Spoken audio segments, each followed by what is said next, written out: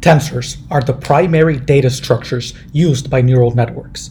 The inputs, outputs, and transformations within neural networks are all represented using tensors. Therefore, they are essential to AI programming. My name is Carlos Lara, and today we will explore the basics of tensors and tensor operations in Tensor Flow. For more AI tutorials, click on the subscribe button below and turn on notifications. In the abstract, a tensor is a multi-dimensional array, and tensors are best described using examples of tensors. For example, a scalar is a tensor of rank 0, and an example of a scalar is just a number, a real number. Now, another example of a tensor is a vector, or an array, and that is a tensor of rank 1, and in a moment we'll go into what rank means. And an example of a vector would be, for example, a position vector in three-dimensional Euclidean space. Right, x, y, z coordinates in one vector, and that describes a position in three-dimensional Euclidean space. Now, another example of a tensor is a matrix, which is a tensor of rank 2, and a matrix is also considered a 2D array in computer science, but in physics and mathematics we call it a matrix. And an example of a matrix is a linear transformation, or a mapping from one vector space to another. Now, the difference between these is the number of indices required to access a specific element. So for example, a number is just a number. It's not in a list or in an array, so it doesn't take any indices. So 0 indices to access the number. You just have the number. Now a vector is a tensor of rank 1, which means you need to specify one index to access an element in that vector, in that array. So for example, if you have an array of, for example, of 1, 2, 3, the numbers 1, 2, and 3, you can access the first element with a 0, for example, the second with a 1, and the third with a 2. So 0-based indices. So that's how you access. And then a matrix, for example, then you need 2. It's a tensor of rank 2, so you need 2 indices to access a given element in the matrix. So the indices here correspond to matrix row and column, respectively. Now, in general, we have an n-dimensional array here, or what we call a tensor. So a tensor is a generalization of a scalar, a vector, and a matrix. So I like to think of them as generalized matrices. So it's an n-dimensional array. So it's a tensor of rank n, so it depends on how many indices are required to access. So for this tensor, n indices are required to access a given element. And just to give a concrete example that will be useful in computer vision, deep learning, and AI, will be a 300 by 300 color image.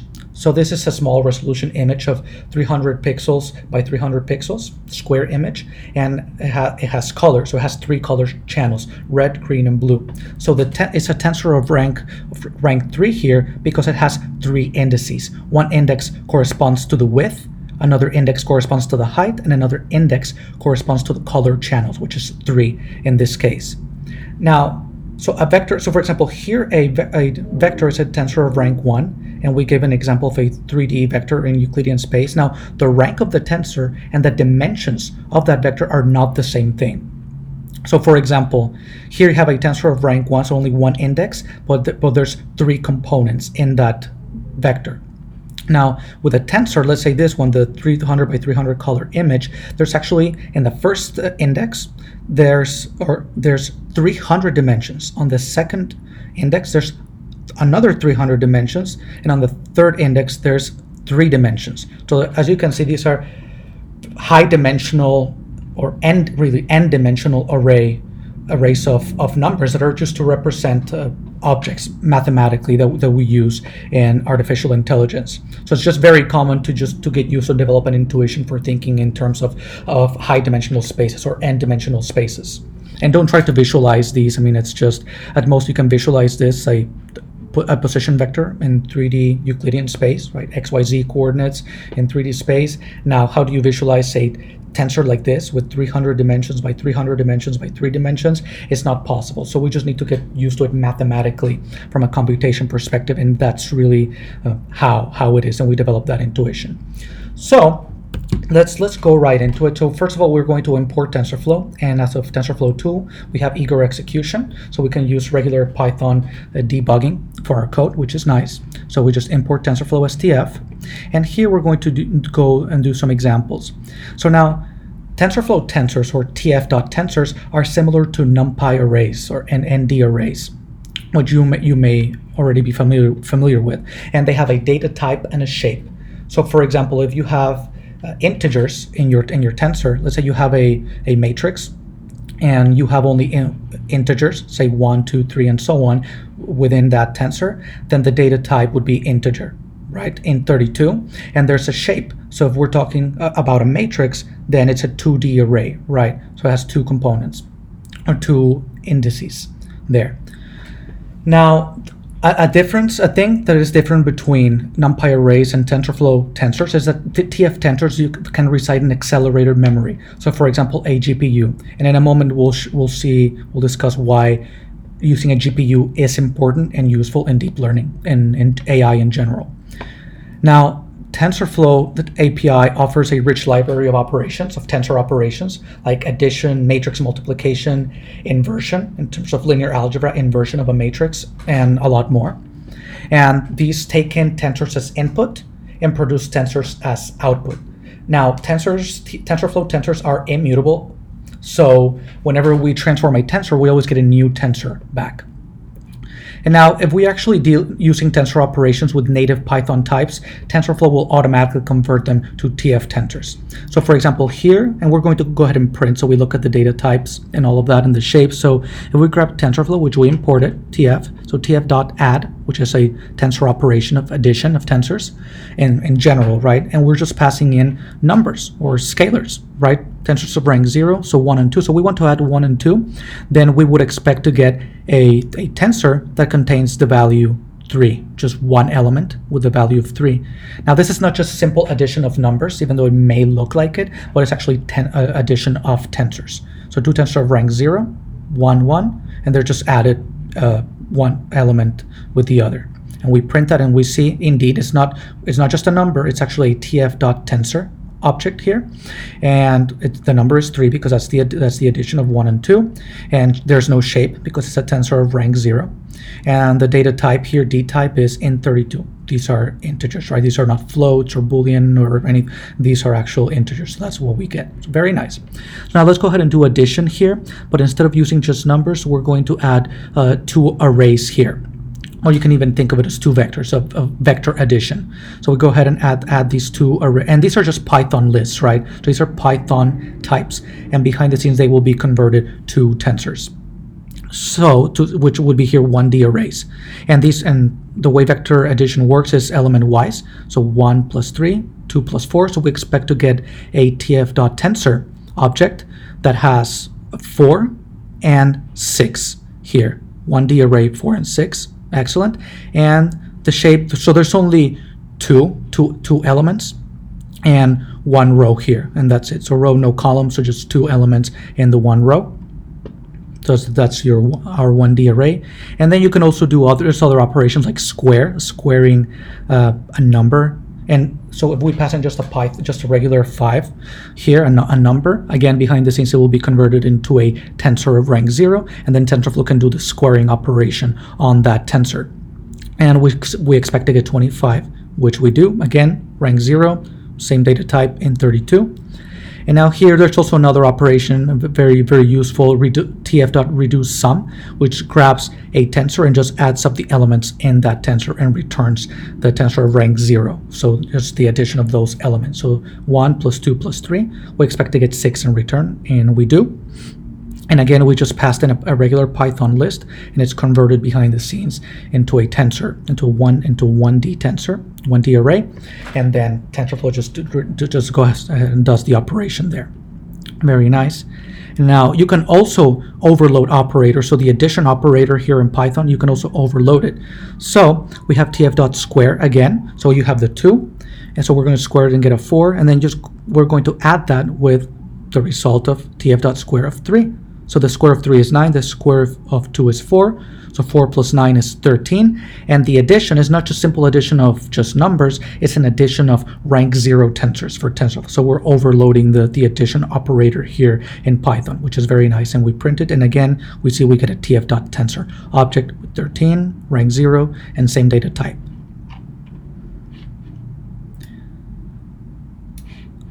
And here, so another thing that is very useful and is very essential and fundamental to deep learning and artificial intelligence is matrix multiplication. It's just a specific type of tensor operation. But we can also do, we're going to create a variable here. We're going to call it x, and it's going to be a tensor.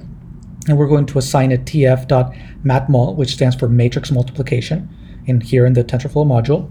And we're going to do multiplication here of two matrices. So basically a 1 by 1 matrix and a 1 by 2 matrix. And just to make sure that the number of columns in the first one, in the first matrix, equals the number of columns in the second one. So it's always something you also want to make sure that your matrix multiplications are working and they're consistent according to the rules of matrix multiplication from linear algebra. So we have our tensor here, and we're going to go ahead and print it. And again, it's a tf.tensor. So we take in our Python types, and they're converted to tensors. And then we do the matrix multiplication, which is really, generally speaking, is a tensor operation. And the shape is consistent because the shape has to, so the number of columns in the first one matches the number of rows in the second one, and then the other two numbers is the shape. These are just from linear algebra. So 1 by 2 is what we expect to get, and that's what we get. 1 row, 2 columns, very nice.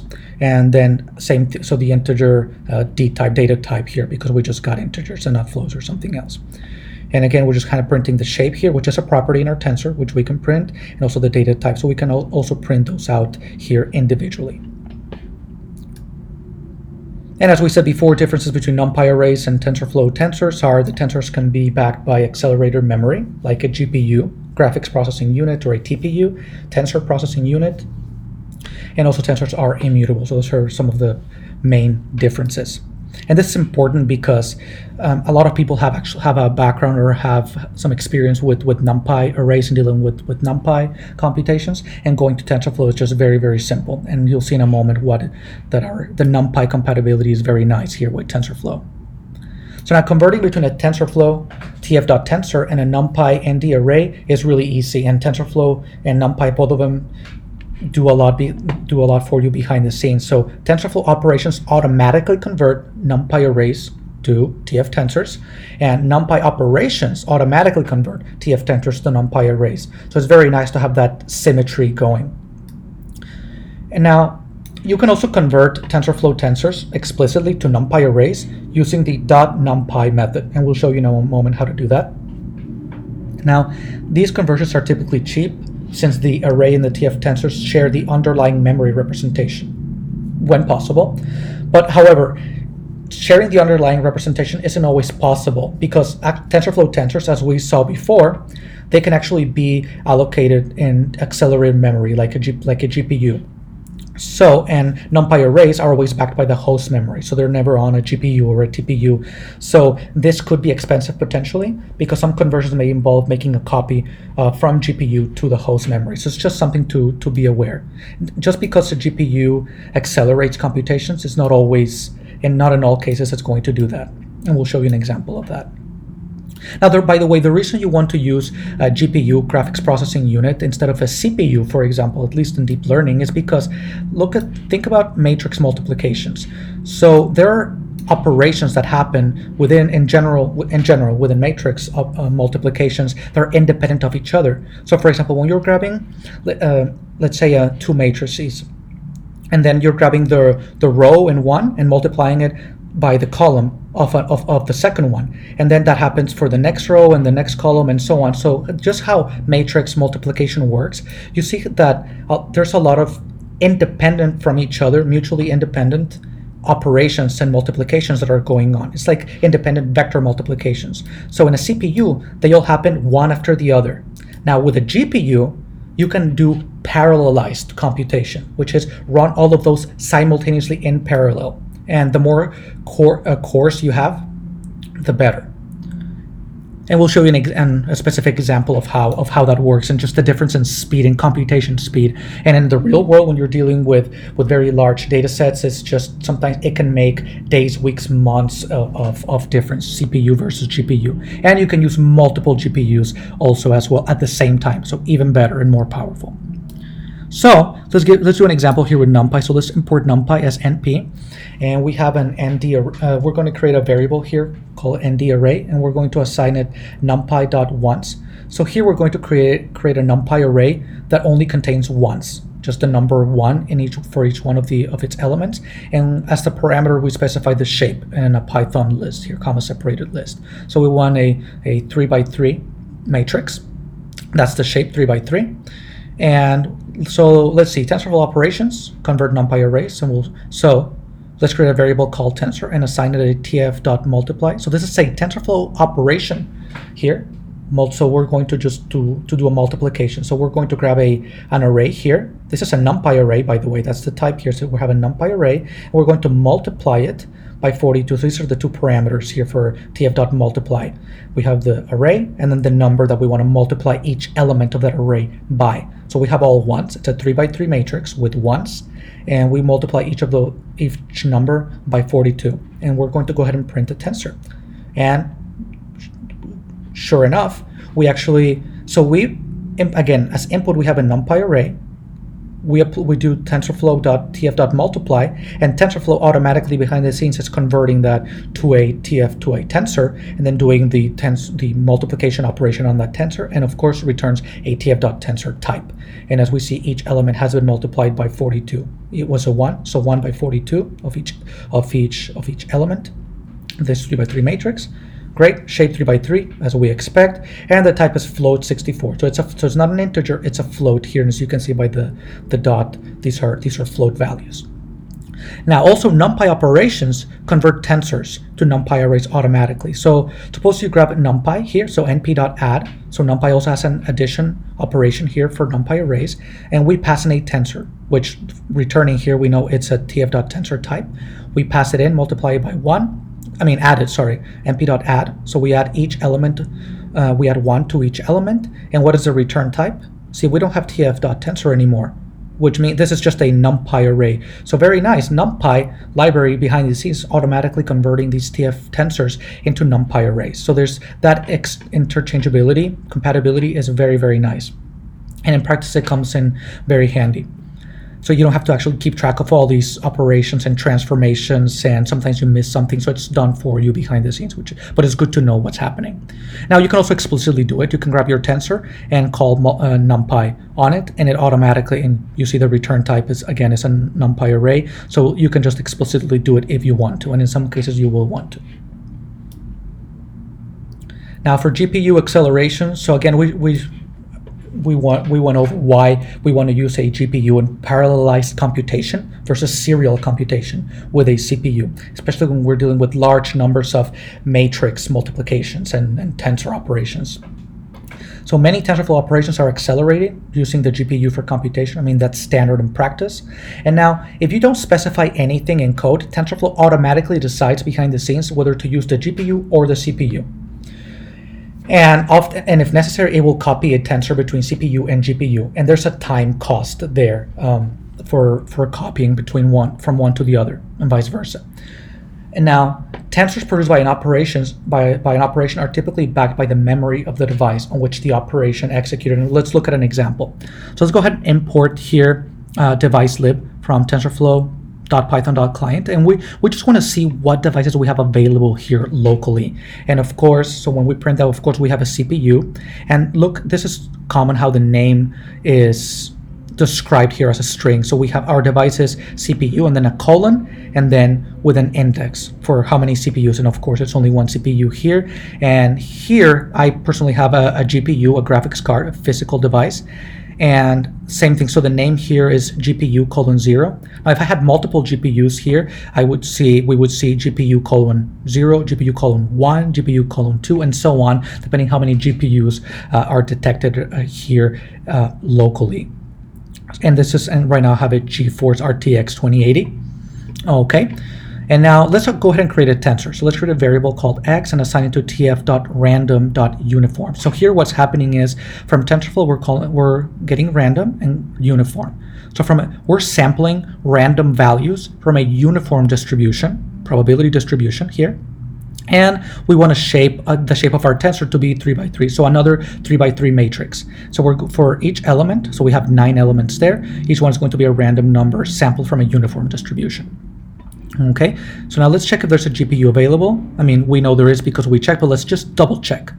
So tf.test is GPU available. Okay, so this is going to return a Boolean, and here we just cast it as a string, so we can go ahead and print this together. And is there a GPU available? True. Excellent. And now, so where is this tensor and what memory? Is it on the CPU or on the GPU? And we didn't specify anything. So what did TensorFlow do for us? So we're checking, is the tensor on the GPU? And GPU 0:0, remember? That's what we have here. And sure enough, yes, so TensorFlow allocated the memory, allocated this tensor on GPU memory. And we actually have a device property here on our tensor object. So we call it x.device.endsWith, and we can just check the GPU. And if we have other GPUs, we can check that as well. And the tensor.device property provides a fully qualified string name of the device hosting the contents of the tensor. Now, the tensor.device property also contains information, other information that you may want to use, for example, if you're using distributed execution of a program. So you may be using multiple GPUs, and that information is contained within that device property. And as we said before, GPU :0, 1, 2, and so on, depending on how many GPUs do you have. And in practice, in most cases, you do want to use multiple GPUs to accelerate the computations and get results and iterate faster. Now, even though TensorFlow does this implicitly, allocating the tensors either on CPU or GPU, you can do it explicitly as well. So in TensorFlow, placement refers to how individual operations are assigned or placed on a device for execution. So let's look at an example of how you can explicitly place tensors on specific devices using the tf.device context manager. So, and let's also record some times here. So we're going to import time module here, and let's create a Python function. So let's define time_matmul, stands for matrix multiplication, and we just want to see how long it takes. And as a parameter, it's just going to take x here, which is supposed to be a tensor, and we're going to use matrix. So we record the starting time in the start variable, so time. So we call the time function here, record that starting time, and we're going to loop through, do 1,000 loops. So for loop in the range of 1,000, so we're going to loop through 1,000 times, and we're going to do this tf.matrix multiplication, tf.matmul, and we're just going to multiply this matrix by itself that we're passing as a parameter into this function. And we're going to loop through that and run this operation 1,000 times. And then we're going to return the result, which is the time now, once we complete this, minus the starting time, and see how long it took, and we're going to print it and see how long it took. And first, we're going to force the execution on the CPU, and then we're going to force the execution on the GPU on that first one, if it is available, and for us, it is available here. So this is how we tell TensorFlow explicitly what we want to use. So with tf.device, and we specify CPU :0, and as we can see here, that's the name of our CPU, and that's how we identify it.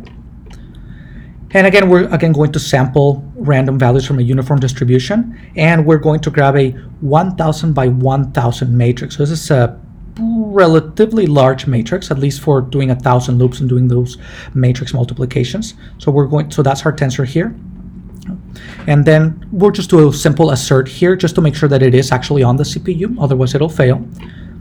And in our case, it is. So we can access the device property endsWith. In this case, we're checking that it is on the CPU, and it should be, and it is. And we're just going to call our function here, time_matmul, and pass our tensor that we just created, or 1,000 by 1,000 matrix.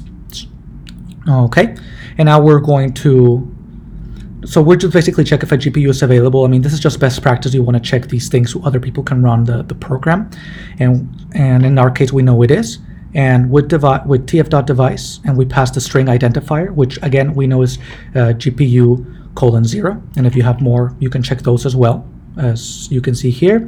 And again, we just sample random values from a uniform distribution from TensorFlow module to create our 1,000 by 1,000 matrix, and we store it here in our variable x. Again, best practice, just assert, make sure that that we're actually on the GPU, and we are in this case. And same thing, call our time underscore matrix multiplication, time underscore matmul, pass our tensor, and let's just see what we got. So on the CPU for 1,000 loops, it took almost 6 seconds, so 5,700 milliseconds approximately. Then on the GPU, the same 1,000 loops, same operations, actually took much less, actually more than an order of magnitude faster.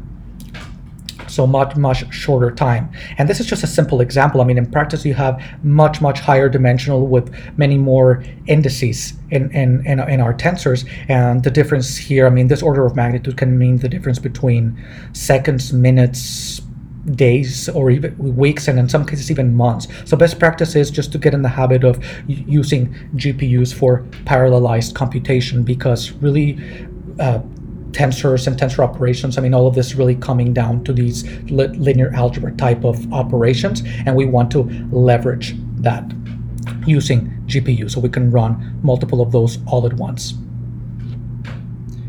If you would like to learn more in depth how to apply these techniques as a deep learning engineer and create a dream career in AI, check out my free case study in the description. Also, if you haven't subscribed, go ahead and click the button below. And if you have any questions or thoughts, comment below, and I will see you next time.